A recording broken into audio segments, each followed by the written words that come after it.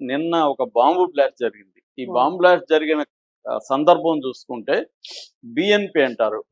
Bangladesh Nationalist party. ఈ party తరపున గతంలో ఖలీదా జియా పీఎంగా ఉన్నింది ప్రధానమంత్రిగా. ఓహ్! వాళ్ళ కొడుకు తారిక్ రహమాన్ లండన్‌లో 15 ఏళ్లుగా తలదాచుకున్నాడు. ఎళ్ళిపోయాడు ఆయన దేశం నుంచి. ఓహ్! ఈ హసీనాకు భయపడి. ఆయన 15 ఏళ్లుగా ఎగ్జైల్ అంటారు గదా! అక్కడ ఉన్నాడు. ఇప్పుడు ఆయన ఈరోజు వస్తున్నాడు బంగ్లాదేశ్‌కి.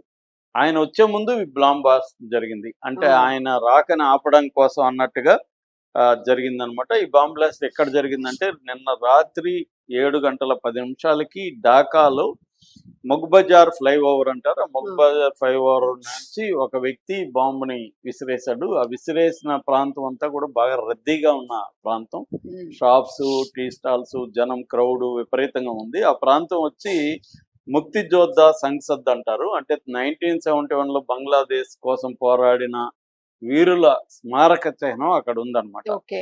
అక్కడే ఒక అసెంబుల్స్ ఆఫ్ గాడ్ చర్చ్ అని ఒక చర్చ్ కూడా ఉంది అక్కడ. ఓకే. సో అక్కడ అంటే ప్లాన్ చేసుకొని అక్కడ వేశారు. ఇదొచ్చి కాక్టెయిల్ బాంబ్ అంటారు. అంటే లోకల్ మేడ్ తయారీ బాంబ్ నాటు అన్నమాట. బాంబు. నాటు బాంబు ఆ! లాంటిది కాక్టెయిల్ బాంబ్ అంటారు. ఆ బాంబ్‌ని వేశారన్నమాట.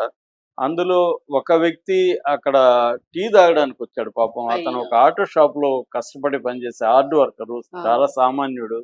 అతని మీద కుటుంబం అంతా ఆధారపడింది. బాగా దాదాపు 10, 12 గంటలు పనిచేసి అతను ఆ!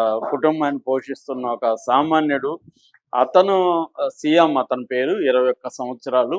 హ్మ్. అతను వర్క్ బ్రేక్ తీసుకొని హార్డ్ వర్క్‌లో ఒక టీ తాగొద్దామని షాప్ దగ్గరికొస్తున్నప్పుడు కరెక్ట్‌గా బాంబ్ పడడం. అతను చనిపోయాడు. కొంతమందికి గాయాలైనాయి. సో, భయభ్రాంతం అయితే జరిగింది. అంటే ఈ వ్యక్తిని ఇప్పుడు నేను చెప్పిన ఈ బీఎన్‌పీ పార్టీ తారిక్ రహమాన్ రాకని డ్రాప్ చేయడానికి. వ్యతిరేకిస్తూ అతన్ని ఆహ్, దీంట్లో బాంబ్ బ్లాస్ట్ ఇంకా అనేక బాంబ్ బ్లాస్ట్‌లు కూడా జరిగే అవకాశం ఉందని చెప్తున్నారు. ఇక్కడ ఇంకొక కోణం ఏందంటే ఇదంతా యూనసే చేయిస్తున్నాడు. యూనస్‌కి ఎన్నికలు జరగడం ఇష్టం లేదు. ఎన్నికలు జరిగితే ఇంకా ఓకే. అతనికి పని ఉండదు. అతను మామూలుగా వెళ్ళిపోవాలి. ప్రీ ప్లాన్డ్ స్కెచెస్ సో, అన్నట్లు. అతనే చేశాడనేది ఆరోపణలు కూడా ఇండియన్ మీడియా బలంగా వినిపిస్తుంది. ఓకే. ఓకే. ఎందుకంటే అతను చాలా anti Indian plus pro Pakistan, పాకిస్తాన్‌తో టై అప్స్ బాగా పెరిగాయి. అట్లాగే చైనాతో బాగా పెరుగుతున్నాయి. కాబట్టి అతను యాంటీ ఇండియన్‌గా ఉన్నాడు కాబట్టి ఇప్పుడు ఎలక్టెడ్ గవర్నమెంట్ వస్తే మళ్ళీ ఇండియాతో సత్సంబంధాలొస్తాయి అన్న దీంట్లో అతనే అసలు ఎలక్షన్‌లు జరగకుండా ఏదో ఒకటి చేసి ఎలక్షన్‌లు ఆపాలంటే దేశంలో శాంతి భద్రతల సమస్య క్రియేట్ అయితే ఇప్పుడు ఎలక్షన్‌లు రైట్ టైం కాదు అని. ఇక్కడ ఆ! ఏందంటే ఎలక్షన్‌లే కాకుండా రెఫరెండం కూడా అదే రోజు జరుగుతుంది. రెఫరెండం అంటే ఓకే. కాన్స్టిట్యూషనల్ చేంజెస్ హ్మ్. జరుగుతున్నాయి. అందులో ప్రధానమంత్రికి ఎన్ని ఏండ్లు ఉండాలనేది కూడా అప్పర్ లిమిట్ కూడా పెడుతున్నారు. ఓకే. అమెరికాలో 4 ఇయర్స్ ఎలాగా ఉందో ఓహ్! ఇక్కడ కూడా ఒక అప్పర్ లిమిట్ కూడా పెడుతున్నారు. దాని మీద కూడా రెఫరెండం కూడా ఉంది అదే రోజు. Okay. Election plus referendum. So, ఈ 2 జరగకుండా ఆపడం కోసమే యూనస్సే చేస్తున్నాడు అనేది ఇండియా మీడియా ప్రధానంగా ఆరోపిస్తుంది. ఆ! అయితే ఇండియాకు కూడా ఇది తలనొప్పిగా మారింది. ఎందుకంటే మనకి ఆహ్, అవును. పక్కనున్న దేశాలతో శత్రుత్వం అనేది బలంగా ఈ మధ్య కాలంలో పెరిగింది. ఇటు పాకిస్తాను, అవును. ఇటు శ్రీలంకతో కూడా మంచి సంబంధాలు కొన్ని విషయాల్లో మనకు గొడవలున్నాయి.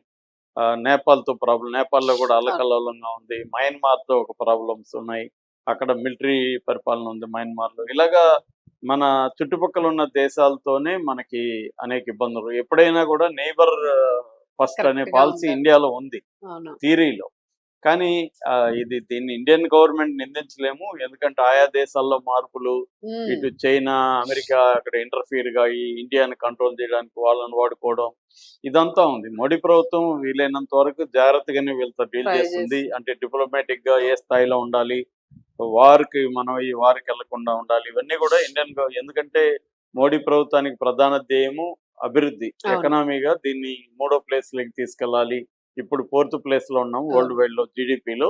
దీన్ని దాదాపు 4 ట్రిలియన్ ఎకనామీ ఉంది. దీన్ని 5 అండ్ 6, 7 వరకు తీసుకెళ్ళాలి అన్న గోల్ పెట్టుకొని పనిచేస్తుంది కాబట్టి, చుట్టుపక్కల ఉన్న దేశాలతో మనకి ప్రాబ్లమ్స్ వస్తే మన గోల్ ఇబ్బందవుతుంది. అవును.